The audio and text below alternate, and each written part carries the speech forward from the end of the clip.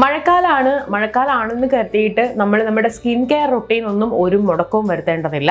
പ്രത്യേകിച്ച് ഈർപ്പം നിറഞ്ഞു നിൽക്കുന്ന ഒരു അന്തരീക്ഷമാണ് നമുക്ക് ചുറ്റുമുള്ളത്. അപ്പോൾ അതിനനുസരിച്ചുള്ള സ്കിൻ കെയർ റൊട്ടീൻ ആയിരിക്കണം നമ്മൾ ഡെയിലി ഫോളോ ചെയ്യേണ്ടത്.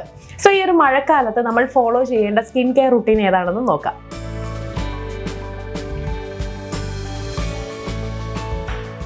ആദ്യത്തേത് ക്ലെൻസിങ് ആണ്. ഞാൻ എപ്പോഴും പറയാറുള്ളത് പോലെ തന്നെ നല്ല മൈൽഡ് ആയിട്ടുള്ള pH ബാലൻസ്ഡ് ആയിട്ടുള്ള ഒരു ഫേസ് വാഷ് യൂസ് ചെയ്തിട്ട് നന്നായിട്ട് ഫേസ് ക്ലെൻസ് ചെയ്യുക.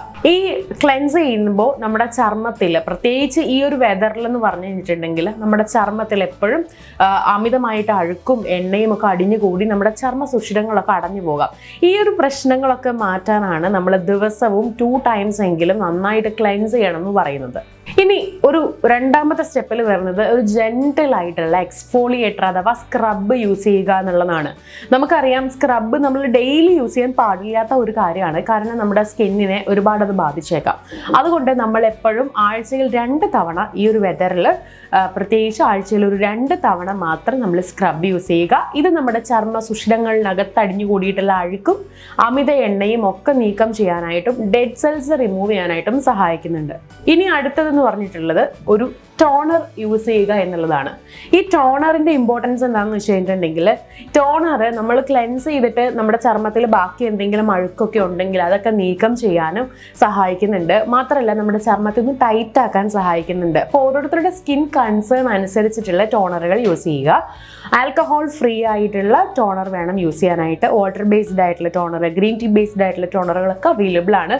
സോ അത്തരത്തിലുള്ള ടോണറുകൾ വാങ്ങി യൂസ് ചെയ്യുക. ഇത്രയും സ്റ്റെപ്പ് കഴിഞ്ഞിട്ടുണ്ടെങ്കിൽ നമ്മൾ തീർച്ചയായിട്ടും നമ്മുടെ ട്രീറ്റ്മെന്റിന്റെ ടൈം എടുക്കുക എന്നുള്ളതാണ്. എല്ലാവരുടെയും സ്കിൻ ഈവൻ ടോണിലായിരിക്കണം എന്നില്ല, പെർഫെക്റ്റ് ആയിരിക്കണം എന്നില്ല, സ്കിൻ ഇഷ്യൂസ് ഇല്ലാത്തതായിരിക്കണം എന്നില്ല.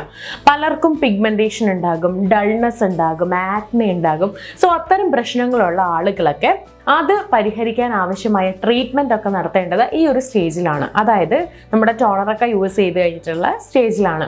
അപ്പോൾ ഈ ഒരു സമയത്ത് എന്താ ചെയ്യേണ്ടതെന്ന് വെച്ച് കഴിഞ്ഞിട്ടുണ്ടെങ്കിൽ, നിങ്ങളുടെ സ്കിന്നിൽ ഇപ്പോൾ കുറേ പ്രശ്നങ്ങളുണ്ട്, അതിന് വൈറ്റമിൻ സി സിറം നല്ലതാണെന്നുണ്ടെങ്കിൽ ഈ ഒരു ഗ്യാപ്പിൽ വൈറ്റമിൻ സി സിറം യൂസ് ചെയ്യുക. ചില ആളുകളുടെ സ്കിൻ വളരെ ഡ്രൈ ആയിരിക്കും. അങ്ങനെയുള്ള ആളുകൾക്ക് ചിലപ്പോൾ ഹൈലുറോണിക് ആസിഡ് ആയിരിക്കും യൂസ് ചെയ്യേണ്ടി വരിക. അത്തരത്തിലുള്ള ആളുകൾ ഹൈലുറോണിക് ആസിഡ് ഒക്കെ അപ്ലൈ ചെയ്യേണ്ട ഒരു സ്റ്റെപ്പാണ് ഈ ഒരു സ്റ്റെപ്പ്. ഒരു ട്രീറ്റ്മെന്റ് സ്റ്റെപ്പ് എന്ന് വേണമെങ്കിൽ പറയാം. സോ നിങ്ങളുടെ കയ്യിലുള്ള സീറമോ ഫേസ് ഓയിലോ ഒക്കെ യൂസ് ചെയ്യേണ്ടത് ഈ ഒരു ടോണർ യൂസ് ചെയ്തതിന് ശേഷമാണ്. നമ്മൾ ഇത്രയും കാര്യങ്ങളൊക്കെ ചെയ്ത് നമ്മുടെ ട്രീറ്റ്മെന്റ് സ്റ്റേജ് ഒക്കെ കഴിഞ്ഞു. എല്ലാത്തിനും ഇടയ്ക്ക് കൃത്യമായിട്ടുള്ള ഗ്യാപ്പ് വരണം കേട്ടോ. ഒന്ന് ചെയ്ത് കഴിഞ്ഞാൽ ഉടൻ തന്നെ അടുത്തത് വാരി ഇടുക എന്നുള്ളതല്ല. എല്ലാം നന്നായിട്ട് അബ്സോർബ് ആയതിനു ശേഷം അടുത്ത സ്റ്റെപ്പിലേക്ക് പോകുക എന്നുള്ളതാണ്. സോ ഇത് കഴിഞ്ഞിട്ടുണ്ടെങ്കിൽ നെക്സ്റ്റ് ഒരു ലൈറ്റ് വെയിറ്റ് ആയിട്ടുള്ള മോയ്സ്ചറൈസിങ് ക്രീം യൂസ് ചെയ്യുക എന്നുള്ളതാണ്. കുറച്ച് ഈർപ്പം കൂടുതൽ നിൽക്കുന്ന ഒരു കാലാവസ്ഥയാണെന്ന് അറിയാം. അതുകൊണ്ട് ഹെവി ആയിട്ടുള്ള ക്രീമുകളൊന്നും യൂസ് ചെയ്യേണ്ട ആവശ്യമില്ല. വളരെ ലൈറ്റ് ആയിട്ടുള്ള മോയ്സ്ചറൈസിങ് ക്രീമുകൾ യൂസ് ചെയ്യുക. ഓൾറെഡി നമ്മൾ ഇത്രയും സ്റ്റെപ്പുകൾ ചെയ്യുമ്പോഴത്തേക്കും നമ്മുടെ സ്കിൻ ചിലപ്പോൾ ഡ്രൈ ആയേക്കാം. അതുകൊണ്ട് ആ ഒരു ഡ്രൈനെസ് മാറ്റാനും ഡ്രൈ ആകാതിരിക്കാനും നമ്മൾ നല്ല ഒരു മോയ്സ്ചറൈസിങ് ക്രീം യൂസ് ചെയ്യുക. ജെൽ ബേസ്ഡ് ആയിട്ടുള്ള മോയ്സ്ചറൈസിങ് ക്രീമുകൾ യൂസ് ചെയ്യുന്നതാണ് ഏറ്റവും നല്ലത്. ഇനി അടുത്ത സ്റ്റെപ്പ് സൺ പ്രൊട്ടക്ഷൻ ആണ്. സൺ പ്രൊട്ടക്ഷൻ എന്ന് പറഞ്ഞു കഴിയുമ്പോഴേക്കും നമ്മൾ സൺസ്ക്രീൻ അപ്ലൈ ചെയ്യുക എന്നുള്ളതാണ്. മഴക്കാലമാണ്, അതുകൊണ്ട് സൺസ്ക്രീൻ അവോയ്ഡ് ചെയ്തേക്കാം എന്ന് വിചാരിക്കുന്ന കുറച്ച് പേരെങ്കിലും നമ്മുടെ ചുറ്റും കാണും. എന്നാൽ അത് വലിയൊരു മിസ്റ്റേക്ക് ആയിരിക്കും. നമ്മൾ സൺ പ്രൊട്ടക്ഷൻ അഥവാ സൺസ്ക്രീൻ അപ്ലൈ ചെയ്യാതെ പുറത്തിറങ്ങി കഴിഞ്ഞാൽ തീർച്ചയായിട്ടും നമുക്ക് ടാനിങ്ങിൻ്റെ പ്രശ്നം ഈ ഒരു മഴക്കാലത്ത് ഉണ്ടാവാം. അപ്പോൾ നല്ല രീതിയിലുള്ള ഒരു സൺസ്ക്രീൻ, അതും SPF 30 എബോവ് ഉള്ള സൺസ്ക്രീനുകൾ യൂസ് ചെയ്യാനായിട്ട് മറക്കരുത്. അതും പുറത്തേക്ക് ഇറങ്ങുന്നതിന് 30 മിനിറ്റ് മുൻപെങ്കിലും അത് അപ്ലൈ ചെയ്യുക. അടുത്ത സ്റ്റെപ്പിൽ നമ്മൾ നമ്മുടെ ലിപ്പുകളും അതുപോലെ തന്നെ നമ്മുടെ ബോഡിയും മറക്കാനേ പാടില്ല. ബോഡിക്ക് വേണ്ടിയിട്ട് മൈൽഡ് ആയിട്ടുള്ള നല്ല ഒരു മോയ്സ്ചറൈസിങ് ലോഷൻ യൂസ് ചെയ്യുക. അതുപോലെ തന്നെ ലിപ്പ് കെയർ ചെയ്യാൻ വേണ്ടിയിട്ട് നല്ലൊരു സ്ക്രബ് യൂസ് ചെയ്യാം. അതുപോലെ തന്നെ നല്ലൊരു ലിപ് ബാം യൂസ് ചെയ്യാം. ഇത് രണ്ടും നമ്മൾ ലിപ്പിന്, അതായത് നമ്മുടെ ലിപ്പ് ഡ്രൈ ആകാനുള്ള ചാൻസസ് ഒക്കെ ഉള്ള ആളുകൾ മസ്റ്റായിട്ട് യൂസ് ചെയ്യേണ്ട കാര്യങ്ങളാണ്. സ്കിന്നിന് വേണ്ടി ഇത്രയും കാര്യങ്ങൾ മാത്രം നമ്മുടെ റുട്ടീനിൽ ഇൻക്ലൂഡ് ചെയ്താൽ പോരാ. നമ്മൾ നമ്മുടെ അകത്ത് നിന്ന് നമ്മുടെ ബോഡിയെ ഹൈഡ്രേറ്റ് ചെയ്യണം.